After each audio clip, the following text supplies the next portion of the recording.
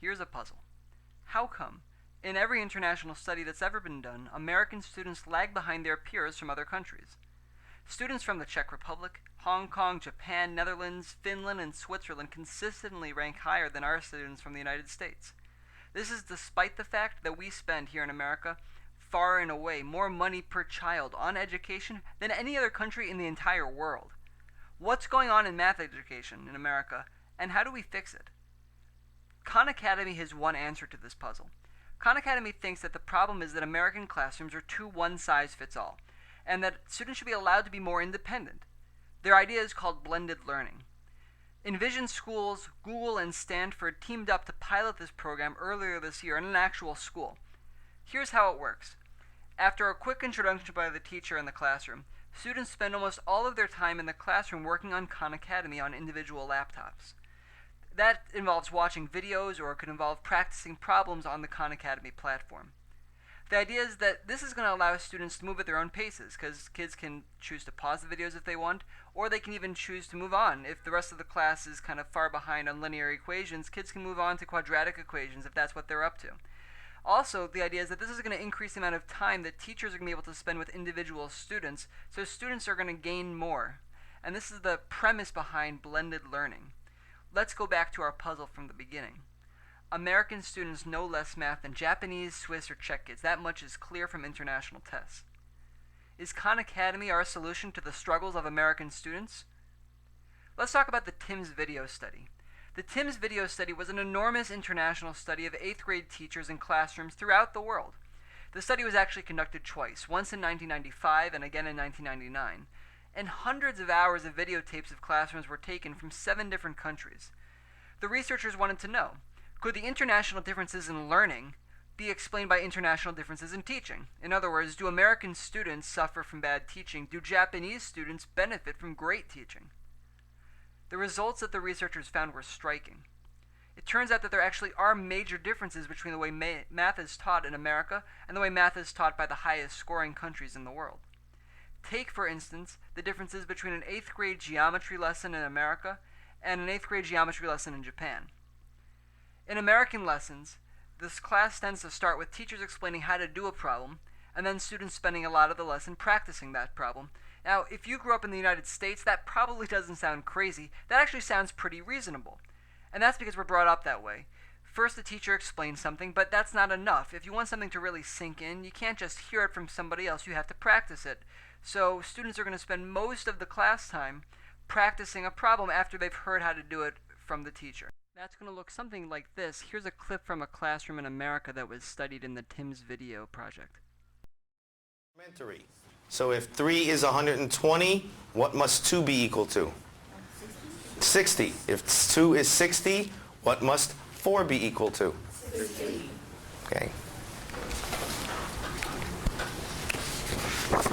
All the rest are done the same way. Wait, did you catch that? Let's go back and listen again. All the rest are done the same way. All the rest of the problems are done the same way as the problem that was already just presented and gone over in class. That's a really American way of doing things. That's not the way it's done in other countries. Let's look at a problem-solving session from a classroom in Japan. In the American classroom we just saw, first the teacher explains how to do a problem, then students practice problems that are really similar to the one that he explained. Here's what happens in this classroom instead. The teacher's going to pose a problem, and he's not going to explain how to do it. That's very weird if you're American. He's going to give a problem and not tell them how to do it. Instead, he's going to leave that as a challenge to students to work on in class, and they're going to spend most of class working on that project.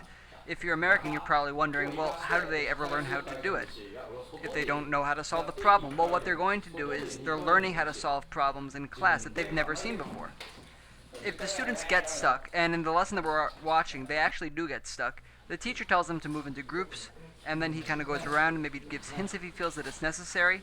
And then at the end of class, he'll grab students together and ask them to present their solutions to the entire classroom.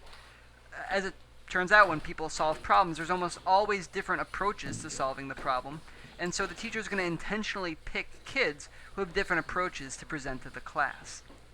In short, while American students watch and practice, Japanese students struggle and then share their work with each other. The story gets even more interesting when you look at other countries that were studied besides the US and Japan. When the researchers looked more carefully at the most successful countries, what they saw was that they were all spending significantly more time in the classroom, allowing the students to struggle with conceptual problems. American students were spending significantly less time struggling with conceptual problems. As a matter of fact, when they looked really carefully, American teachers were almost never letting their students struggle. Even when they were presented with a conceptual problem that would be tricky, teachers would jump in and say, "Oh, I see you're having trouble with number 37. Here's how you do it," taking away the opportunity for the students to get smarter by struggling. Let's go back to Khan Academy. Which educational model does Khan Academy base itself on? Does it base itself on the model of the most effective countries, or the model of American teaching? It's clear to me that Khan Academy is based on the American model, and if you doubt this, all you have to do is go to the top of their website. It's written right there. Watch, practice, in that order. What would Khan Academy look like if it were made not in America, but rather in Japan, Switzerland, Finland, or any of the other really successful math countries? When you think about what the most successful countries do in their math classrooms, it becomes hard to figure out how would you capture that in a video. Every video is going to be some sort of approximation. Still, there's better and worse approximations, and I think that there's three big things that we could do to improve on Khan Academy so that it's more like these really successful classrooms. First, we don't want to jump into a new problem right away without making a connection between this new stuff and old material that the student has learned. Those connections are really important for the student because that's kind of arming the student with tools so the student has a shot at solving this problem on their own. That connection is really important, and you got to make those explicit. Second, we can't present the solutions right away after presenting the problem. That robs the student of a chance to try the problem on his or her own. And trying the problem is where the real learning is going to happen for these kids. And incidentally, that's the fun part of math. So we don't want to just give the kids the solution right after we pose the problem. Finally, we can't just present one solution to our problems. That sends the message to kids that there's exactly one way to solve a problem, and what's important after all is just getting the solution. When you have multiple solutions, though, that shows that it's not just about what you get at the end, it's how you get there, the path along the way. So if Khan Academy were made in Japan or Finland, I think three things would have to be different. First, we need to explicitly connect new stuff to old stuff. 2, we need to make separate videos for the statement of the problems and their solutions. And 3, we need to present multiple solutions in our videos, or maybe even present multiple videos of solutions. So I thought it would be fun to try this. Let's try making one of these Khan 2.0 videos, a little demo for them. Alright, let's do that. Lights, camera, and action. Okay, welcome to not exactly Khan Academy, and today we're studying probability, and I want to start off with a warm-up problem for you, and this warm-up problem involves gambling. Gambling is actually kind of interesting. Gambling problems and betting problems are some of the first problems that our French mathematicians used probability for. Oh geez, that's a terrible drawing. Anyway, let's give a gambling problem, and you're going to figure out what the probability of winning this game is. So the bet is this: you'll win the big game.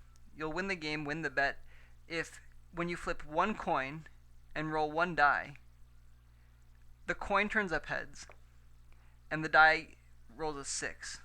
What are the chances of you getting a heads and a 6? And we're going to give you 20 seconds to think this through. Pause the video if you need more time. You might want to start with a probability tree. That's a good way to do this. There's other ways of doing it also. If you know a little bit about independent events, that's a good way to do this. What I'm doing here, just commentary, I'm making sure that students know, I'm giving them the message that I expect them to take some time here. That's really important. That's not there in the Khan Academy videos right now. Okay, now I'll jump into the solution now that I've given them some time and some suggestions on frameworks for thinking about this, connecting it to prior knowledge. Let's do the probability tree solution here. I'm choosing this one out of a couple of ones that we could have chosen. And in a probability tree, every choice is represented. Every different thing that could happen is represented by a different line. So this simulates flipping a coin. It could either be heads or tails. Since there's only 2 possible things that could happen, there's 2 possible branches. Now when I roll a die, 6 things could happen. So I could roll a head, And then any of these 6 things could happen. That's rolling a 1, a 2, a 3, 4, 5, 6. You don't have to label these, but I like labeling them right now. And 1, 2, 3, 4, 5, 6 things could happen there. Now, how many things in total could happen? Counting up all of these, there's 12 things that could happen. How many of them involve getting a head and a 6? Well, head is only this branch, and 6 only that one right there. This is the only one that's working. The other ones are no good. So that's a 1 out of 12 chance of this working out for me. Let's talk about the new problem today, the new problem that we're going to be studying. So the new problem that we're going to be trying to solve today is this. Suppose instead of flipping 1 coin, we flip 4 coins. And this time the gambler's bet is the following. You'll win this game if you flip exactly 1 head. Now you might be wondering, what if I get 2 heads? What if I get heads, heads, then tails, tails? That's losing. Let's say you get heads, tails, tails, tails. That would be a winner.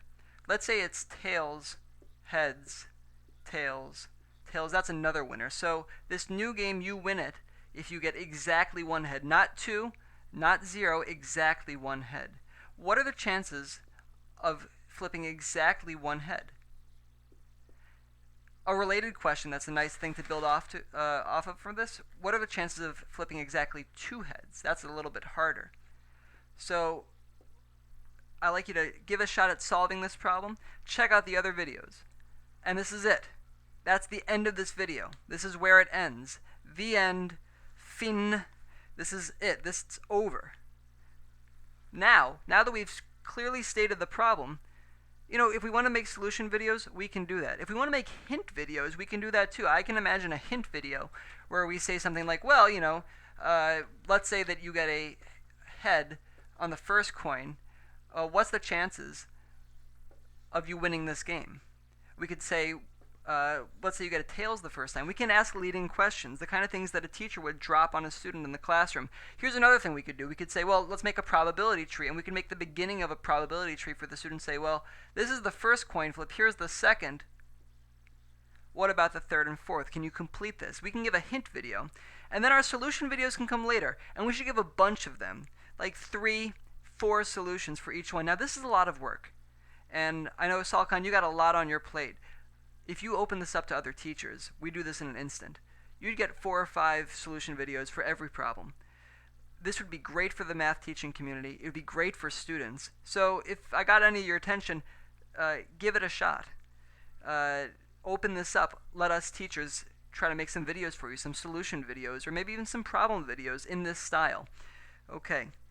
I've gone on long enough. In summary, I think we can build a better Khan Academy if we look towards the model of the more successful countries at teaching math in the world instead of doing the same old American stuff that we've been doing forever.